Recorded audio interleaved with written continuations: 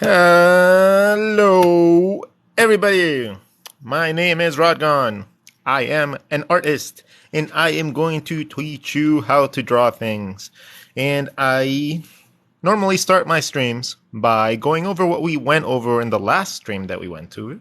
So, our last stream, we talked a little bit about glasses, how they work, and also we worked a lot about how to draw glasses from the top, how to see things in dimensions. We drew a taper, and we drew little things like how to make things look cool in scale, how we make a Power Ranger into a panda, and we also just bunch of cool things, right?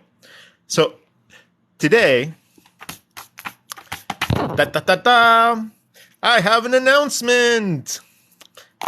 I have been selected by the 21 Draw people to create another lesson. And this time, the lesson is going to be on cute animals.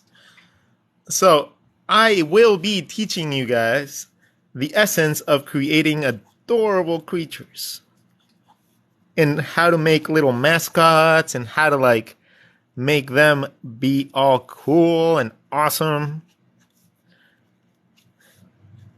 And, I never, ever in my life thought that I would be known or considered for my little cute animals.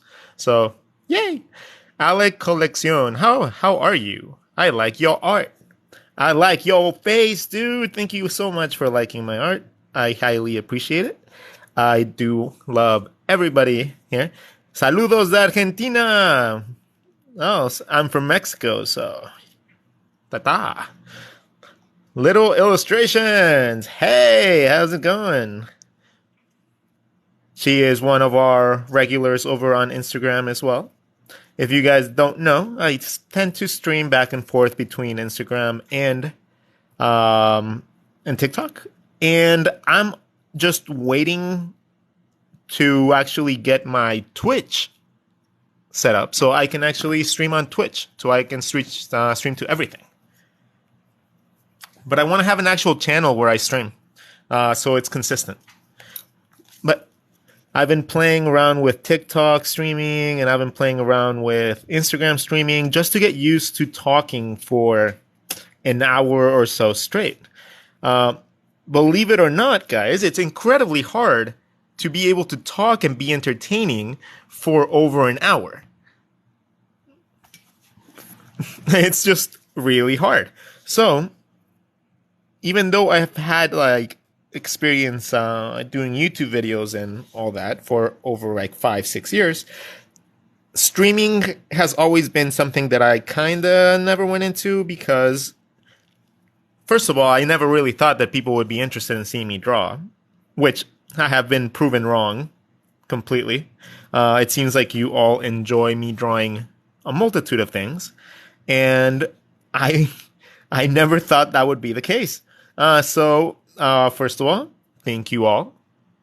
You guys are amazing.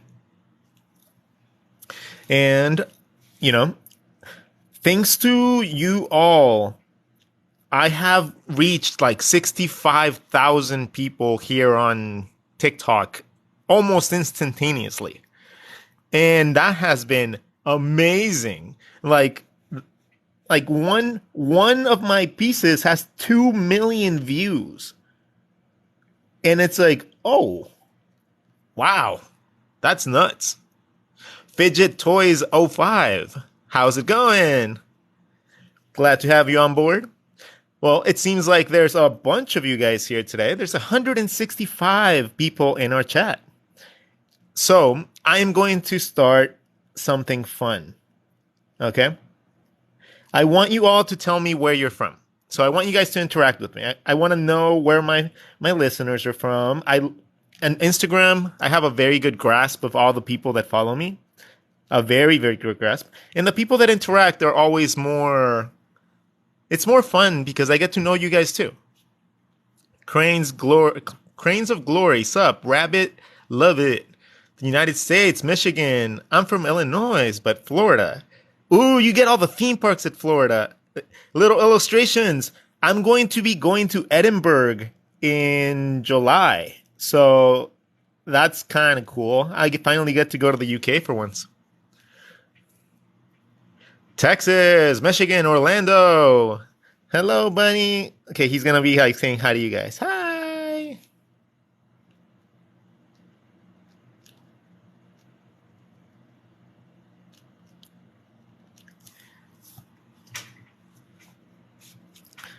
So we're gonna be drawing cute animals today, and mostly just so I can get like mega refreshed because I was just mentioning I got offered a chance to make another like class, online class for 21 Draw. And I cannot tell you how amazing that is. To in 1 week I received an invitation to be on Imagine Effects for my sketchbooks, and I received an invitation from 21 Draw to be a collaborator in another one of their courses. I already collaborated with them once, and a lot of the people that follow me have taken it, and I've gotten a lot of positive feedback. So they allowed me to teach what I wanted to teach this time around. And ta-da! I think my animals are absolutely adorable. And learning the skill of how to make animals look appealing as mascots or for logos or for animation purposes or character design or kids books or, anything really. It's very essential to have an appeal, and you also have to learn how to get that appeal out.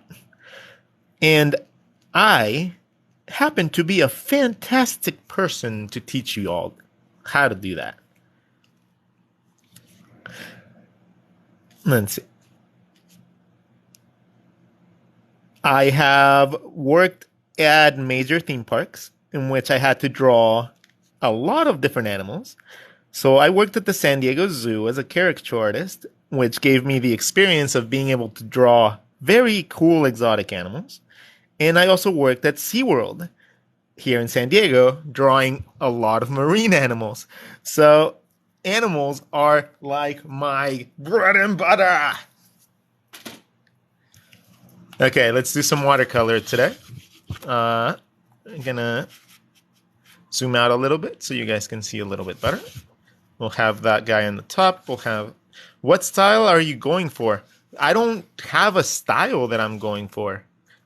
I don't know. Every single one of my pieces tends to be a little different because I actually enjoy not being tied down to one specific way of drawing. So if I'm only thinking about style, oh, my thing has to look really cool with this style. Or, oh, if it's not this style, I don't want to do it. I don't care about style. What I'm drawing in my sketchbook for, most of the time it's to understand the concept behind the style. And whenever you are, for example, trying to like break down, let's say like Sean Cheeks Galloway's artist style or Chris Sanders style or something like that, it's going to be much easier for you to understand how those styles work when you fully understand the concepts of perspective and anatomy, because then you'll understand how those people broke the rules and what rules they broke in order to achieve the look that they have. So all that boring, like so-called boring time that you have to learn perspective and, anatomy. Oh, why do we need to learn every muscle? This just looks like a little triangle.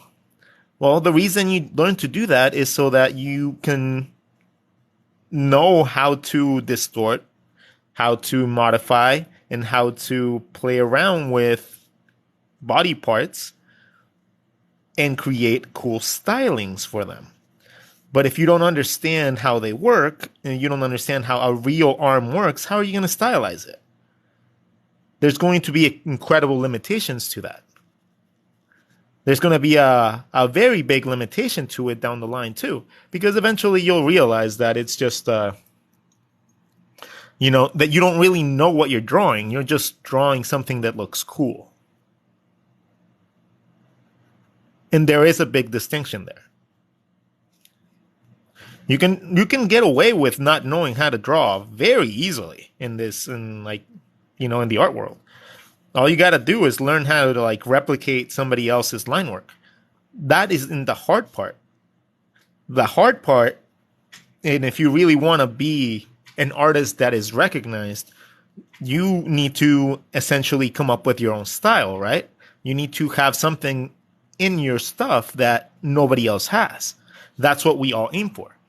And in order to get to the point where you can do that, you need to be able to understand anatomy so that you can figure out the most appealing way for you as an individual artist to be able to accomplish distorting a look enough to make it look appealing. And that's it.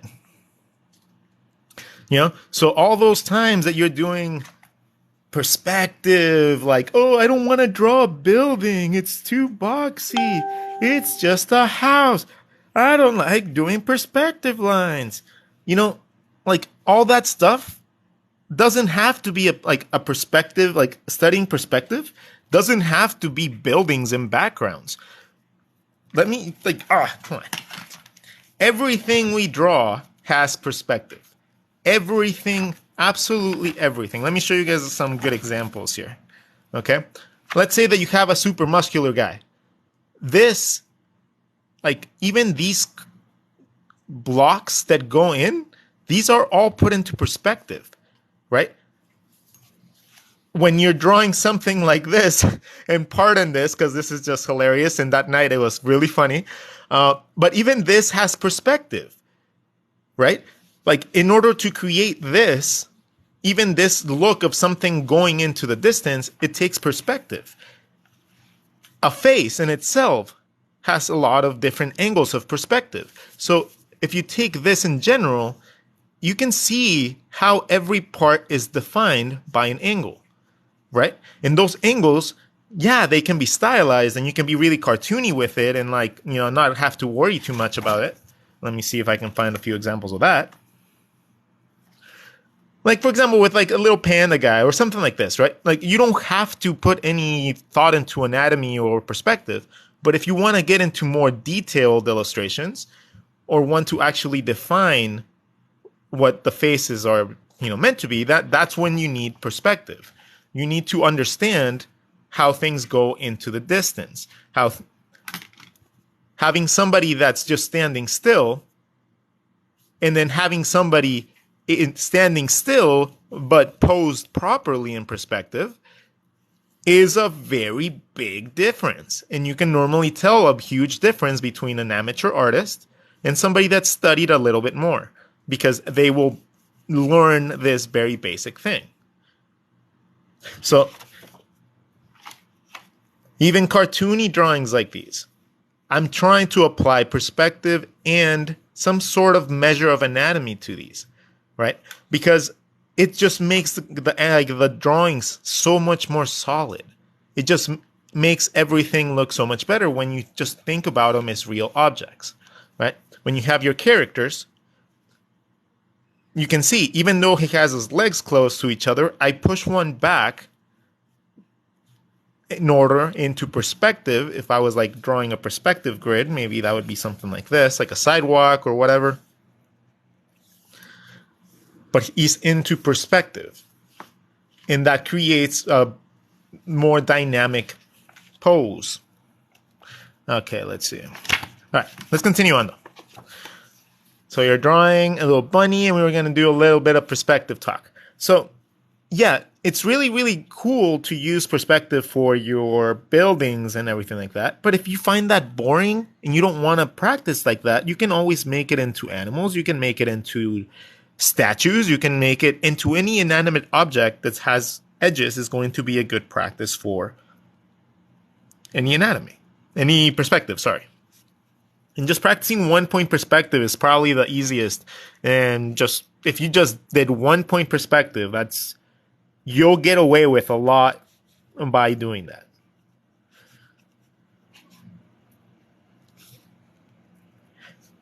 Now, I was one of those people, and still kind of am, that when it comes down to making like a box or anything or a really detailed house, I kind of draw a blank when it comes down to the details that I'm supposed to be drawing, right? Like, so my houses often before used to just be like little cubes that had little things cut out of them.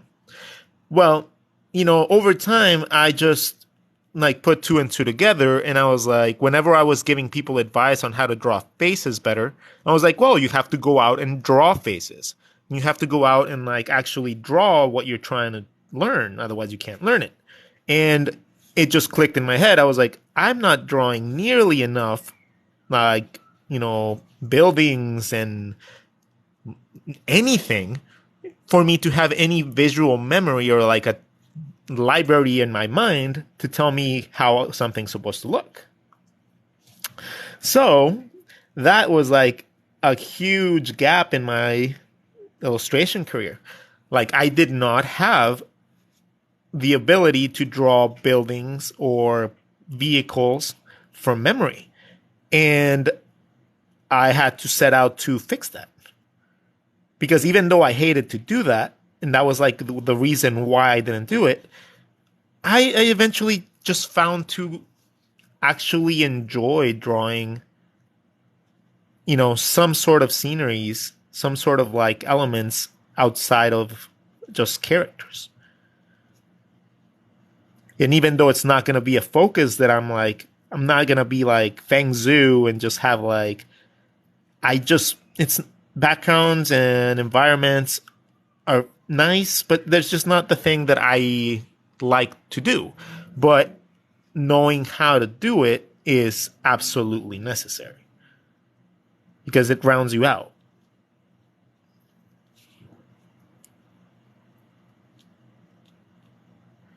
Putting some farming tools, into a little box.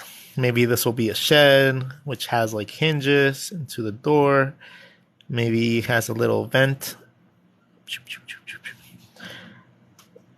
It has a handle. Maybe this whole thing is wood, so we give it a couple little cross hatches for wood texture.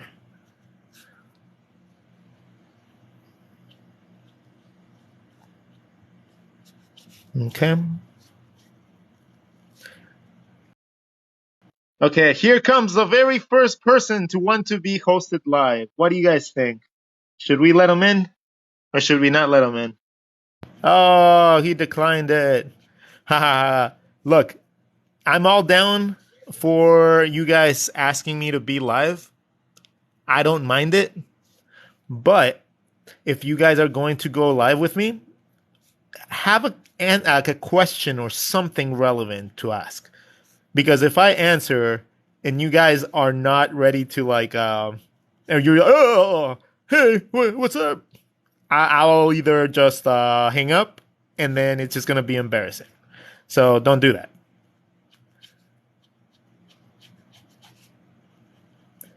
I will make fun of you if you try to be on the live and you have nothing to say. That is a forewarning right now. Okay, so once you have that, let's say that. Haha, is that such an awesome drawing? I wish I could draw. You can draw a beehive, huh?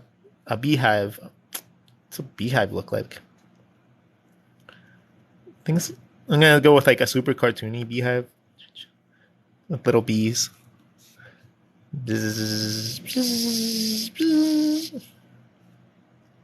Flying around. Who inspired you the most at the beginning of your art journey?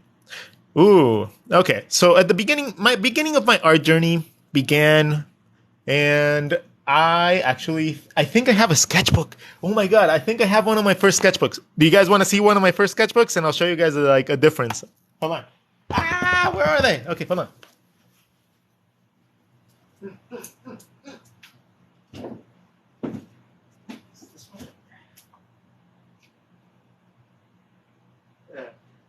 it's one of them. It's not it. All right, guys, I'll be right back. You guys are going to really want to see these. Ah. Aren't they?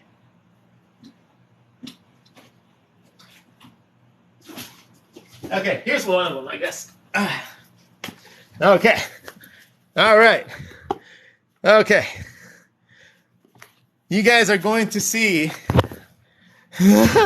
some of my very first drawings when I went into college.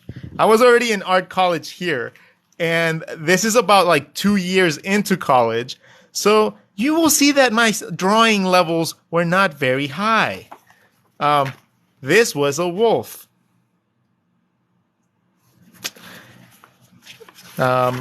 This was a guy sitting at the chair. These took me like 35 minutes each. I kind of like that one. But as you can see, I was having a very hard time understanding how the body worked because I was literally just trying to replicate what other people did, right? These are all copies of little sketches that other people did. These were not captured by me. Let me see if I can show you guys some examples of me trying to copy things that weren't there. Here. Let me show you guys my first attempt at caricatures. I didn't really understand what these bumps were. I didn't know. I just knew that there were bumps, so all my characters have bumps. And I didn't know that that was the cheekbone. So whenever even I'm drawing like other people, the bumps there's bumps. I was like, there's a bump here. Okay, add it. There's a bump here. Add it. And then I just never really understood what I was drawing. Like, these were like my cartoons. Like, this is what I drew. And I was like trying to like still try to tell a story, right? But I just didn't have the skill to understand what I was drawing yet. Like, this is literally just me attempting my hardest to have some sort of like anatomy and stuff, but I didn't know what I was drawing. Even in this, I didn't know what all this was. I was just trying to like copy very badly. Very, very badly. Let's see, hold on. This was like my attempt at markers. That was like probably like one of the proudest sketches that I had done, like in like up to this point. I was like, oh yeah, look at that. I got almost a little part with no streaks, and like the neck kind of looks like a neck, and then like yeah, and I was so excited. And then everything was superheroes from that point on. I was into magic, so I was trying to make my own magic decks. And then I was really trying my hardest to understand with basic shapes, but since I wasn't able to see things in perspective, those shapes were always skewed, right? Like, I would learn how to draw something from like a front view, but then I wouldn't know how to draw that from any other view because I had a very stylized look before. This was the sort of stuff I did in high school. You know, I was like trying to go with like the graffiti look, and I was like, yeah, I'm a street artist. Like, and then, you know, that kind of just stuck in my head, and I thought that that was the only thing I was going to do because that's what I loved. And then it ended up being that, you know, it was a little hard to do that. But now let's go back to current day. Nice art here. Let me wash away all the other sketches with some beautiful art. La la la la la la la la la la la la la. Baby Cthulhu hugs you. Okay, so let's go back to drawing though. So we're working on a little farm, and now I'm gonna use my highlighter to give a little bit of texture. I like using highlighters, first of all, because they're inexpensive.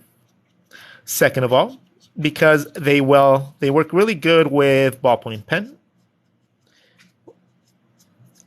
And it's just a very, very nice way to give your drawings quick contrast. Very quick contrast, and even some slight shadows. That look kind of nice. So I'm going to give it a little bit of a shadow with the highlighter. Now, there's a good side and a bad side to these guys. The good side is that, you know, they're cheap and you can get them anywhere. The downside is that it takes a while to get used to how they work. So you can play around with highlighter a lot, and it's really nice because you can learn how to like gradient out the edges so you don't get those little ink blots and stuff like that. And I've never seen other people give hints on how to use a highlighter for texture. So, yeah, awesome. Okay, so unique things. Yay. Okay, they fade over time. Well, let me show you a sketchbook from 7 years ago.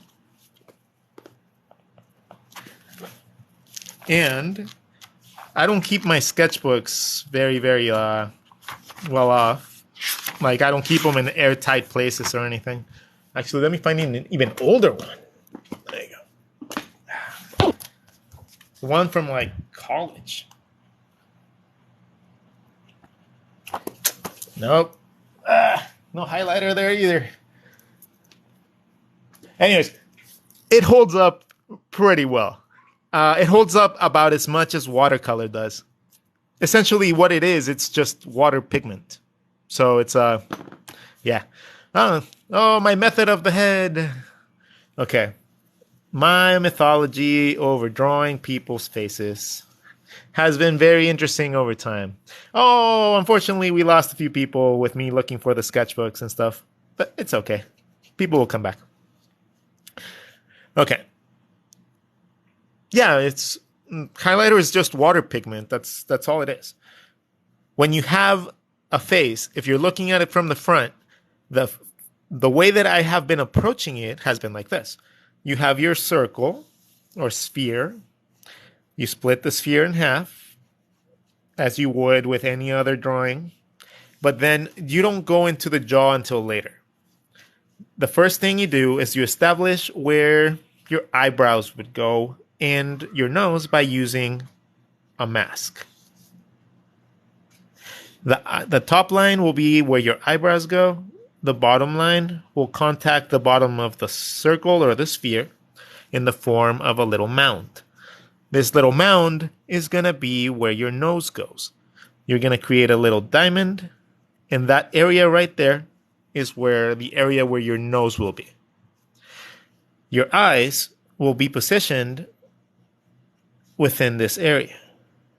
Your eyeball would fit within these two areas, right? The bottom part of this area is going to identify the bottom of your cheekbone. So if a person's really strong, you would have a very strong defined line right here.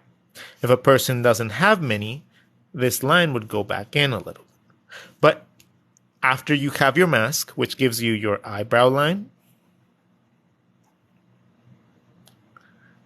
it gives you your eyeball, of which you can just carve out any eye you want by adding eyelids and eye slits for your eye. Let's say you want like a super exotic, super big eyelashes, I don't know, comic book woman. Right? You have already the eyeball, so you already know where the eyelid is supposed to be. It's supposed to be there, exactly. If you want to get more detail, you already know where the lower eyelid is supposed to be because you already drew it and the form of that sphere.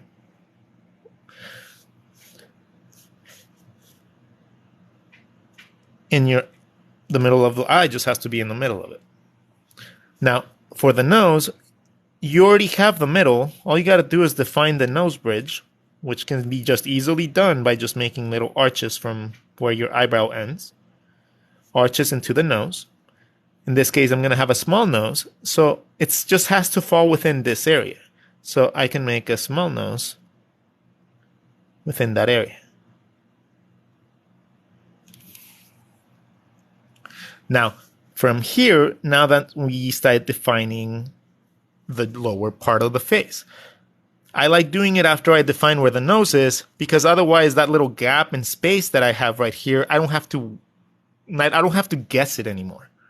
Right? So once I have this, I can determine how I want my mouth. In this case, let's just make a normal, everyday pouty mouth. Now, I do mouths a little different than other people because I started seeing like mouths very differently like when I started studying them. Okay? So when I started studying them, I realized that mouths are kind of like a rubber band. They have one side and they have another side. Okay? And then inside of those lines, that's where the lips go. So they connect to those two stretching points, with most of the time the upper lip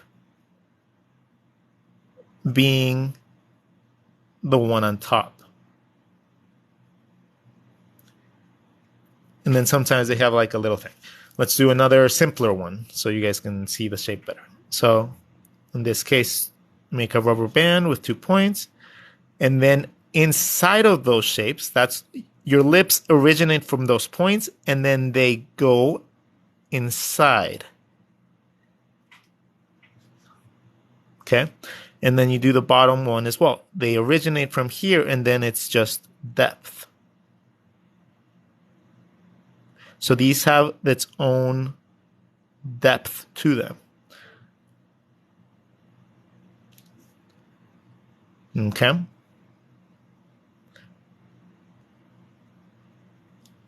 Now, a lot of people, what they do is they'll draw a mouth and then they'll draw the lips on top, right? And there's nothing wrong with that either. That's a good way to do it. But when you look at these from the side, it's more accurate to draw the mouth with the lip coming from inside the lip.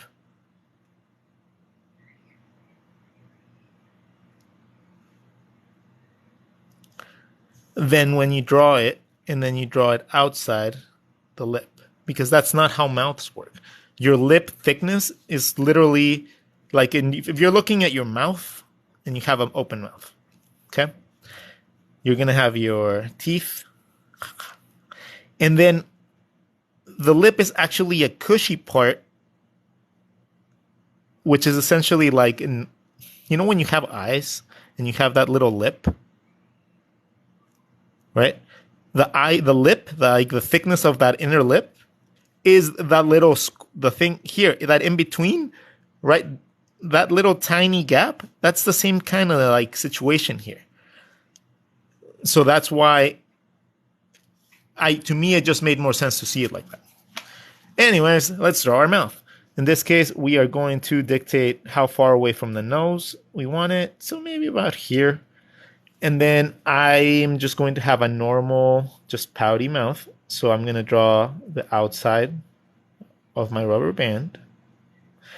The outside of the mouth can be as stylized as you want, but if you want to keep it to normal, like a normal ratio, always just make sure that it's roughly about to the middle of the eye. And that'll be a good ratio. Now we're going to draw our lips. We're going to draw the bottom of our rubber band and the other part of the lips.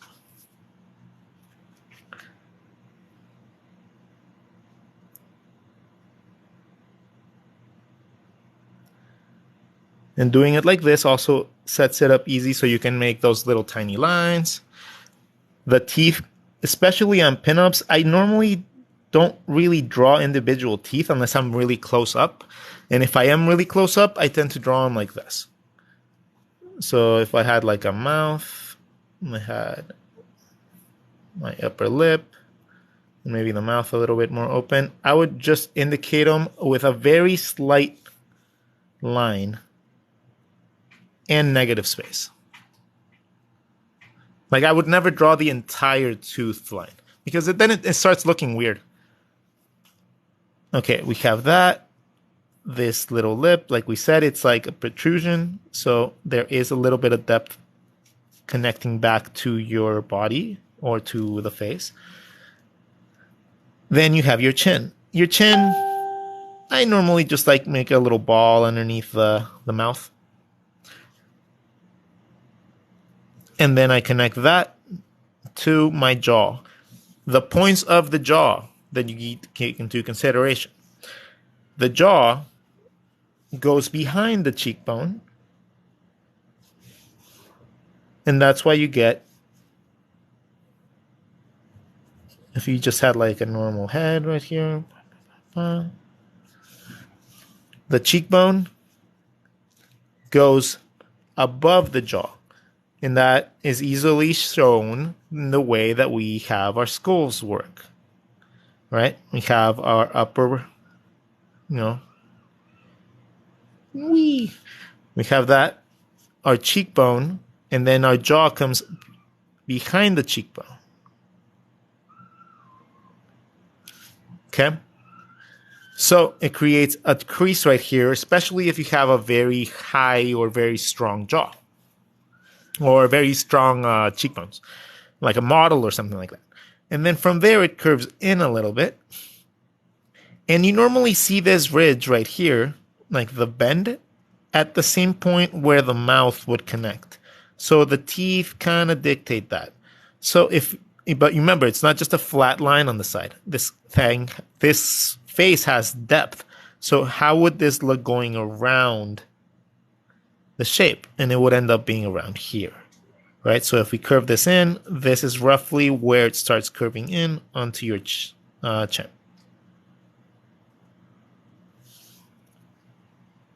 Okay, once you have that, and you decide how big or how like strong you want the cheekbones to be, you can go on to the temples. The temples are already marked by having the, here I'll mark this one, curve into a split point. Okay, so now that we have our jawbone thing, we go on to our temples. Eyebrow line, brow muscles tend to have to show right there.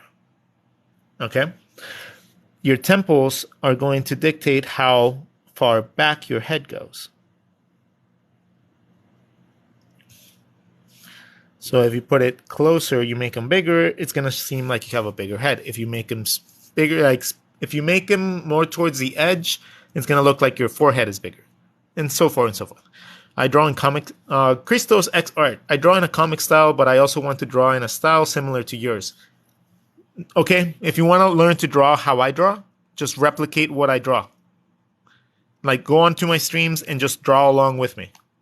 And you'll learn how to draw like me. I have it's literally just sit and draw. Like that's all you really need to do. And I explain as I go, so it makes it much easier than just having you copy somebody or tell you what to do.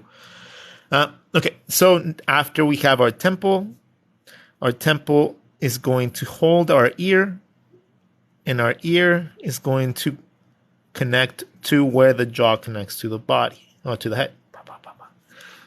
Okay, that tends to end up being around where the nose is and where the eyebrow line is. So as long as you stay within those general guidelines, you should be fine. Your ear should look good. Now, the ear also marks where we're going to start our neck. Our neck connects to the bottom of the ear, and then it goes to where the clavicle is. If you don't know where the clavicle is, I'm pretty sure it's called the clavicle. But it's that, grab a finger, touch your neck, and then go all the way down the middle until you feel that little divot. That little divot right here. Do you guys feel it? Right in the middle. Boom. Okay? That divot is your clavicle. That is going to be a very important factor when you learn how to draw necks, when you learn how to draw posing. So the clavicle. The clavicle connects to the bottom of the ear in a kind of rubber bandish line. So kind of little, just go straight. Just do it straight. Boom. From here to here. Start with the easy, just simple, nice and straight. That's going to show you the inside of your neck muscle. To find the other ones, you need to create the other parts of your collarbone. Right? So you had to draw your collarbone from one side to the other. And what are these points, Rod? How do we determine how far away these go? Well, I'm glad you asked. Because these collarbones, even though it's not completely flat either, it's normally like that type of shape. Collarbones, the edge of the collarbone is going to be pretty much the end of the shoulder. That is where your shoulder pretty much goes. Okay? So that's how you can determine it. How do I determine how far away my shoulder should be, Rod? Good you asked. Normally, if you scrunch your shoulder up to your head, where does it hit? It hits around your ear. So you just need to make sure that if you went and moved that up, it would hit your ear. Ta-da! What does the glove do? My glove keeps me from smudging. It keeps my drawings a little cleaner because it doesn't smudge. As much. And I get my hand clean. Okay, so now we have the inner part of the neck muscle. And now we have this big area right here. Okay, so this area, you're just going to touch from here to the back of the neck, however thick you want your neck at this point. So this is where you determine a style choice.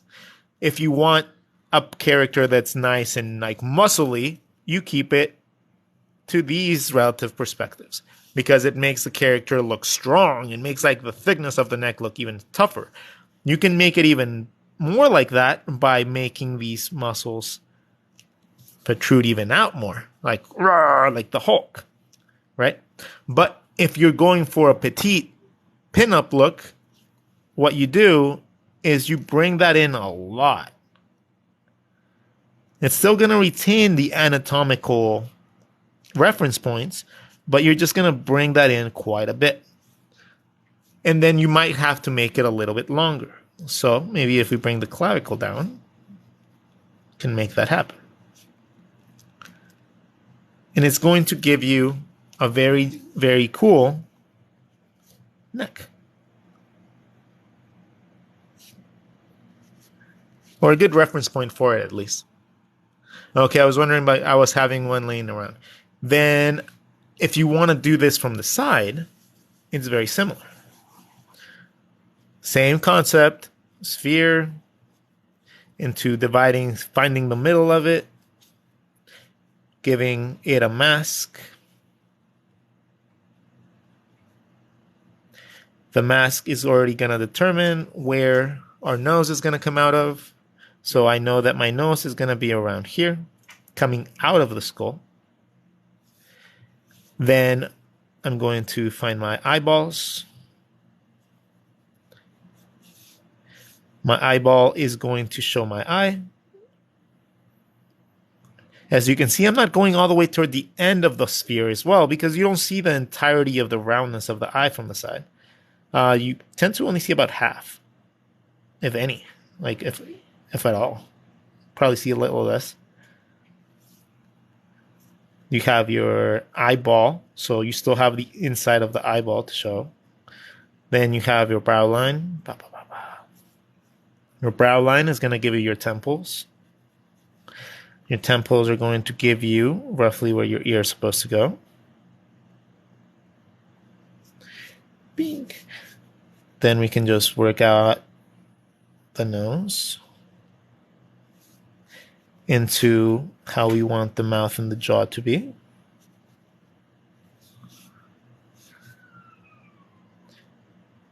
From the side, remember, you just draw a V and then you draw the lips inside. And it looks nice. Have the bottom part of the chin, this little ball underneath that. And then we go back onto our jaw. The ear tends to be behind the jaw for the most part, you know, but if that only really like gets really seen if you have like a very strong jawbone like definition. So if you don't see that in people, don't worry, just give like a little shadow or something. Like you can make someone look, if you don't want them to have like a big neck, you can just give them a lot of shadows underneath. Yeah. But if it's a physically fit person and they have a nice defined jawline, so make sure to draw it like that. Now, we're going to move down. Once we have our ear, we find our clavicle. Our clavicle can easily be found by determining how big you want your neck to be. Now, all I want you guys to do is I want you to lift your head, look straight. Now, lower your head until you touch your body. Where does it touch? It touches right there, right? It touches right there on the clavicle. Normally, you have to exaggerate that a little bit more when it comes down to a drawing because you can't really you always have to push it a little bit more in drawings.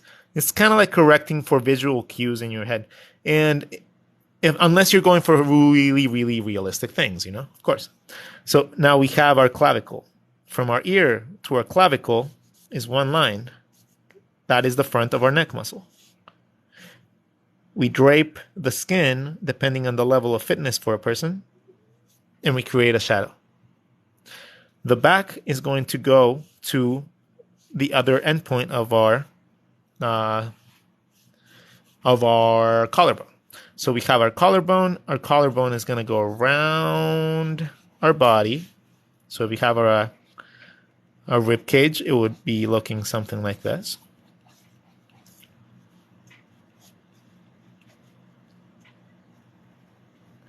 Okay. And then you follow this to wherever we want our arm to go. Now, our arm, if in this case, let's just have her with arm down. Like your clavicle only goes in two ways. It either goes straight or it goes in a V. You can never have your clavicle go down. Okay? It just doesn't do that. So it starts from here, and it goes either up when you raise your arms, yay, or down when you have your shoulders resting. So most of the time, it's like an in-between. It's kind of like right here. Okay? So if we just give a normal stance to this girl, we're going to just assume that our midsection of our collarbone is going to be right there. We mark the other one as well, so we know which two sides we're going to go. And we're going to have her raising both. So we're going to just mark this one over here. Into perspective, remember? Perspective. Now, from here, I'm going to connect this to the back of the ear as well.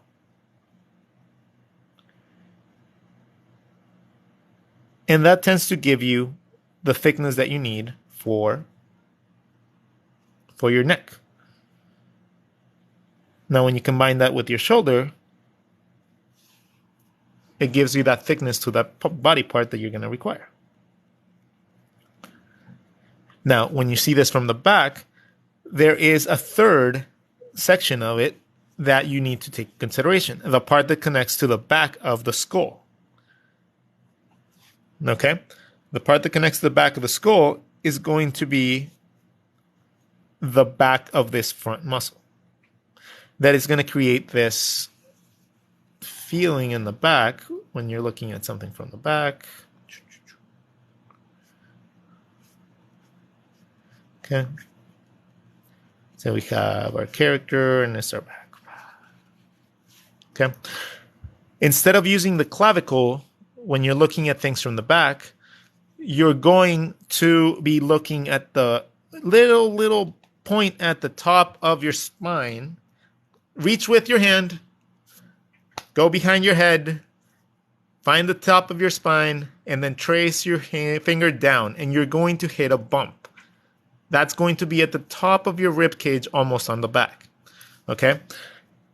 Much like you're using the clavicle as the front of your to generate the neck muscles, we're going to do the same thing for the back, but we're going to use this reference point. Okay? So we're going to already know where our ears are. We still have to like map out where the other side of the rib cage is, because we still have to connect these front ones over there. So we find that. Then we find our sides to our rib cage. Let's say the arm is just like that. Our shoulders would be at the end of those.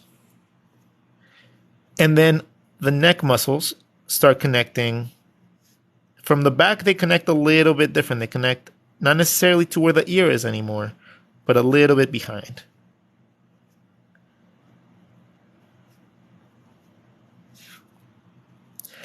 And then you have your jaw in the front, you know. But that is it. It's a big, medium, round stick pen. These are cheap as hell. Like, you can buy these at the store for like 60 for like $2. The spine wraps around the back, right? And then you have your muscles that go in the back as well, but we can go into that later. Like, that's like a lesson for another story. The little grippy part, these are like a 50-cent item at any art store. Like, I really like these triangle ones though. So what I've been thinking though is I was thinking of making like a 3D printed, like I should print one out that's actually like gonna be incredibly comfy, and then just make them in silicone and send them to my followers. Thank you for showing everyone else. You're an amazing, talented guy. Thank you. I appreciate that. Okay, so that's the neck pretty much broken down. Incredibly simple. If you guys want to do, like, what do you guys want to do now? Like, what do you guys want to learn now? I'm going to wait and see in the chat while I just do a little bit of highlighter work to enhance my page.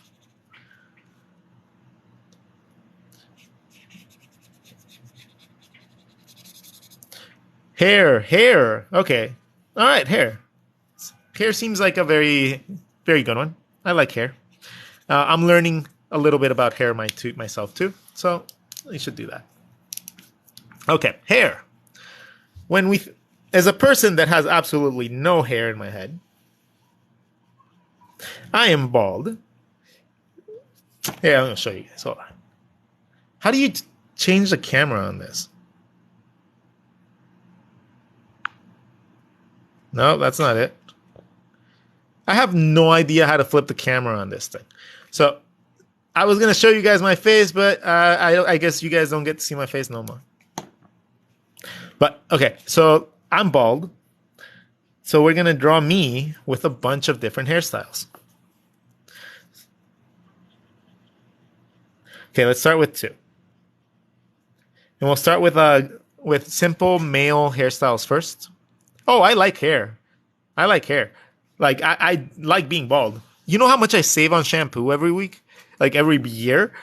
So much. No conditioner for me. I'm good. Okay, so we have our mask method really quickly. We're just going to use that to draw 2 different faces of the same character.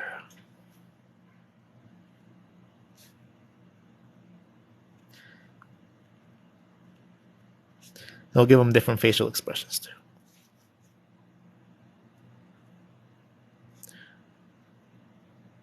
Okay. Now just make a simple face. Okay, hair. The first thing you got to do when you find hair, or you want to draw hair, is that you have to understand where the hair is supposed to grow out of. It's not just a big blob that just plops on the top of your head. It tends to have a lot of shape. And I like to associate that more with like the notion of a blanket or like cloth than individual strands.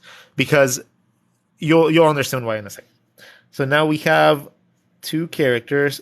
We need to find their hairline first. The hairline is a little bit above where the eyebrows go, especially if you have a very cartoony look. That tends to be the case because normally an eyebrow is supposed to be around here. So if you have something like that, your hairline would be around here. Okay, let's say that the hairline is right there. And we bring it back to the front, to the beginning of in front of the ears. Boom. It can be whatever shape you want. Like, it doesn't have to be like that. There's people with widow's peaks.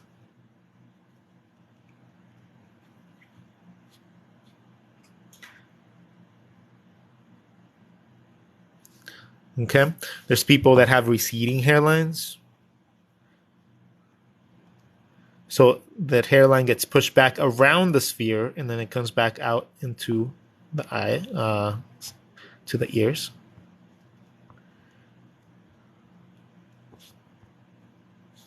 Okay. So remember, if you want to draw hair, you're going to have to get used to a lot of drawing things in perspective. Okay. So yeah, well, this is supposed to be me, so I'm supposed to have mustaches. Okay. So now that we established where our hairline is, in this case, let's do one with a widow's peak for this one. The next thing is establishing where our part of our hair is. So where is the hair parted? It could be on the middle, it could be on the side, it could be in, heavily on one side, or literally no part with like an afro. So now let's yeah, and then there's a Homer bald thinning come over thing. So let's do the middle since you guys, Ronnie died said middle. So let's figure out if we have a part in the middle, it's actually the easiest one. Because from there, you just start making your hair grow out of there. Now, depending on how you want your hair to flow, you need to establish it in 3 different parts. If you're going to give it bangs, you establish what kind of bangs you want to have.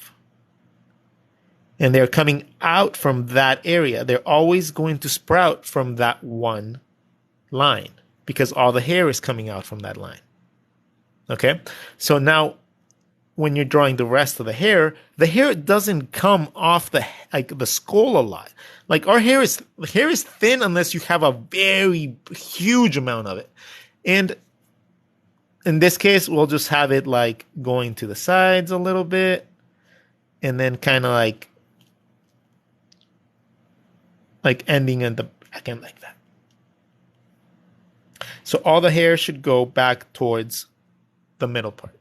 Now, if you have a different type of hairstyle and you have it up, the ones that are kind of tricky are the ones that have like the super spiky front, or lifted front, and then the backside is kind of slick. So you got to identify the front of it by giving that general idea and then making it look like a shape enough that it's going to make the rest of the face look like it's behind, or the hair look like it's behind it. That's the only tricky hairstyle in men that I know that is like annoying to do. But then you just give it a little bit of color and then you have your hair. Now let's do pigtails or something like that. Now, if you have anything that's pulling your hair to a certain point, let's say a pigtail, first you're going to draw the contact point, in this case like scrunchie or whatever, or a knot or tie, and then all the hairs are going to go towards that.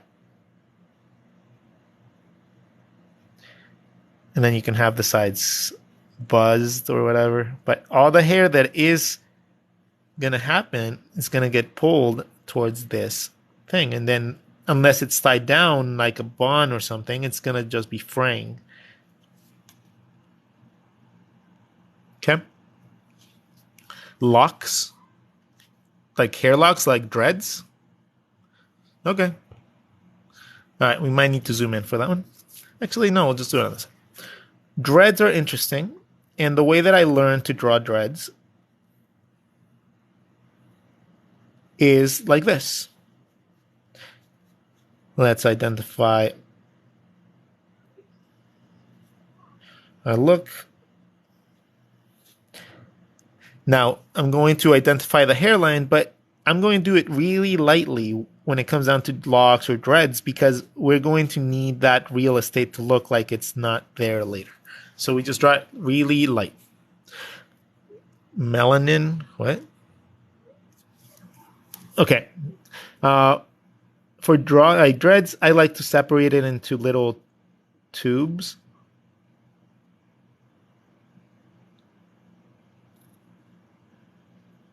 That go around your head, and you have to make sure that that little tiny overlap happens whenever you're drawing the top of the head. If you don't draw the little bumps, it's not going to look like he has little tiny rows going to the back of his head. And then when you get to the side, you literally just draw like little straws with that. And you can give those flow as well if you want. But that's kind of how I would go about drawing those. Okay, some basic women hairstyles.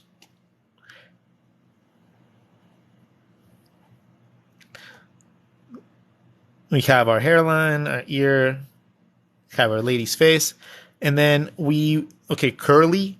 We established, let's say we have our hairline right here in the part this side. Curly hair, I like to identify the edges of the hair first. So let's say we want the front of the hair, and then this side's the front of the bangs. And then from there, I go to the outside, draw it however curly I want. And then you just start giving shadows and stuff like that, and then very sparsely because it can get really messy. And most of the detail work is just going to be done by those two initial sketch lines from the front and the side.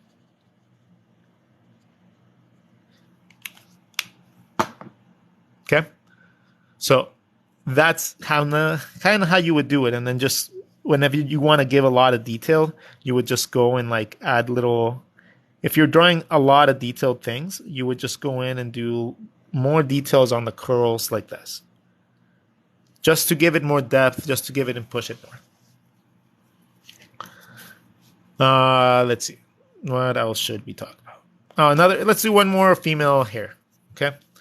And we'll do it somewhere else because it's filling up. Okay, right here. Boom, boom, boom. The one that I like to do a lot is the Cleopatra looking look for hair. So we have our hair, we have our hairline. I like to identify the front bangs coming out from my part. The hair's growing out of it, and then it kind of folds around the face. From there, I create depth, and it's like a little blankie that's going to go around to the other side.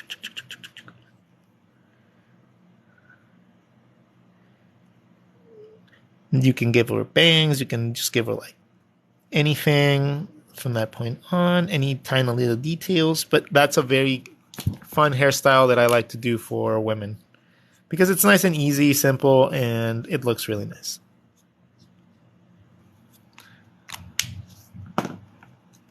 Okay, so let's see. Can you do a frog? Sweet. I'll draw a frog. Okay, let's draw a frog.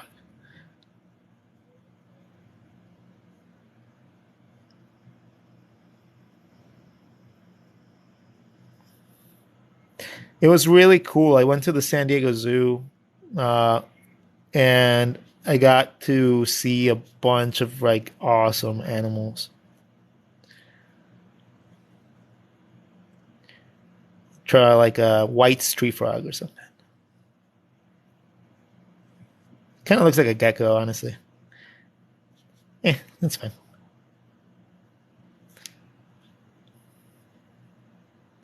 He's gonna be happy.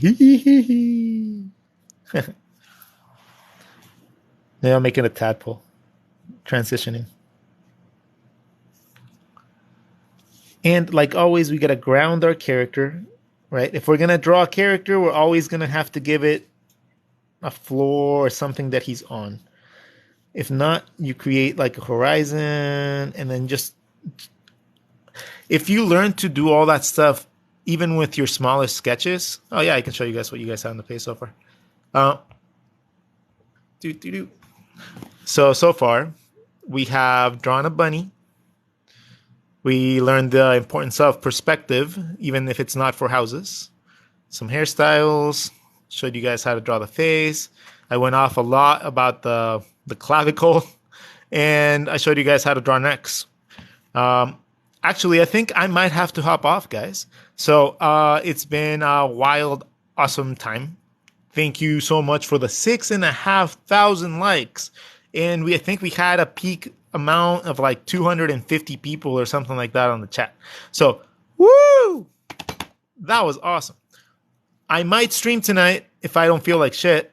So check in tonight. It might be on Instagram because I streamed early today here. So it might be over Instagram. So you guys have to. Do I have tutorials? Oh my God, people.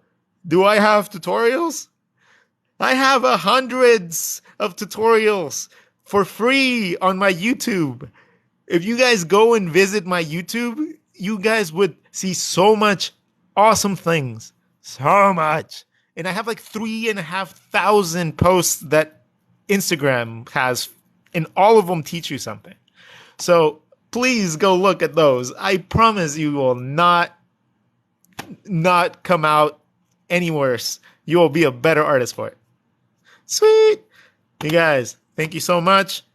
Love y'all. Have a wonderful day. Talk to you soon.